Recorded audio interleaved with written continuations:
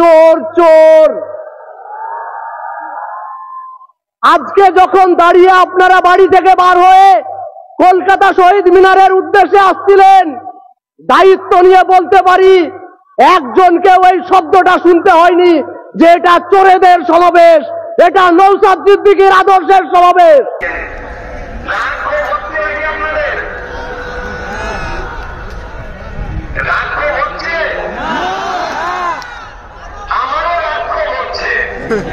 কিন্তু এই রাগ আর ক্ষোভকে সঠিক পথে যদি কাজে লাগাতে আমরা পারি, কালে অপদার্থ ব্যর্থ তৃণমূল বিজেপির মিশ্রিত এই রাষ্ট্র সরকারকে আমরা গঙ্গায় ছুড়ে ফেলতে পারবো।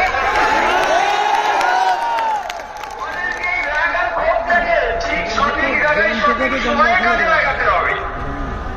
তবে আজকে আমি একটা ঘোষণা দিচ্ছি, আমাকে যেহেতু আমাদেরকে কোর্ট নির্দেশনা দিয়েছে, সেই জন্য তো আমরা যেতে পারছি না।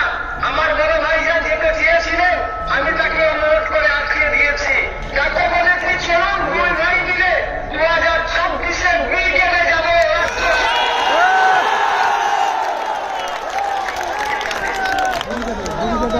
2026-এ আমরা ব্রিগেডে আসছি এবং আমাদের দলের প্রতিষ্ঠাতা প্রাণ পুরুষ ব্রিগেডার নওশাদ সিদ্দিকী ভাইজানকেও আমরা সাথে নিয়ে ব্রিগেডে ময়দানে আসছি।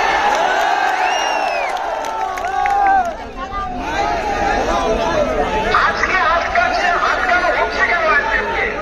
আইএসএফের অপরাধ কি? আইএসএফের অপরাধ হচ্ছে দলিত, আদিবাসী, মিশরবাদী, হিন্দু, মুসলমানের হয়ে কথা বলছি আমরা। আমাদের অপরাধ এটাই, সরকারি জঙ্গলের এই যারা এদিকে ওদিকে দৌড়াচ্ছেন চলে আসুন, একদম এক পা এগোবেন না। যারা পার্টির অনুগত সৈনিক তারা যাবেন না। যারা যদি 500 দিন জেল কাটতে হয়, মাহিউদ্দিন মাহি থাকবে। আপনারা শেষ আমাদের সঙ্গে আছেন তো নওশাদ সিদ্দিকীর আদর্শের সঙ্গে আজও পর্যন্ত দায়িত্ব নিয়ে কথা বলতে পারেন। আজকে সুকান্ত মজুমদারকে দেখুন, সুকান্ত মজুমদার বলছেন বাড়ি বাড়ি অস্ত্র রাখুন।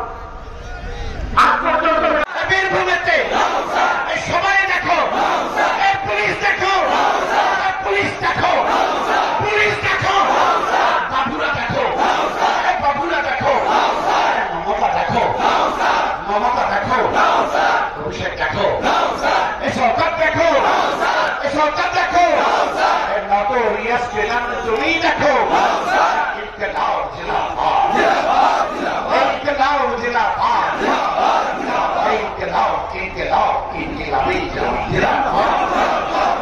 আজকের ওদিকে সমাবেশ সফল হলো। ইনকলাব জিন্দাবাদ, আইএসএফ নওশাদ সিদ্দিকী, আইএসএফ ইনকলাব জিন্দাবাদ।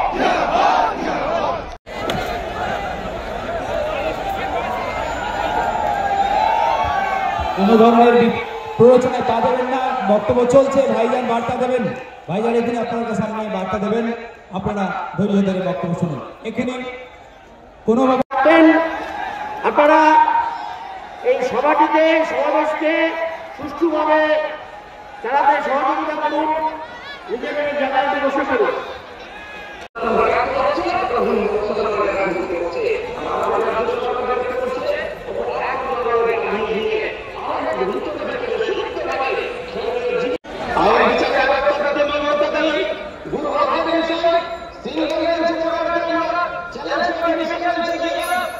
সিঙ্গেল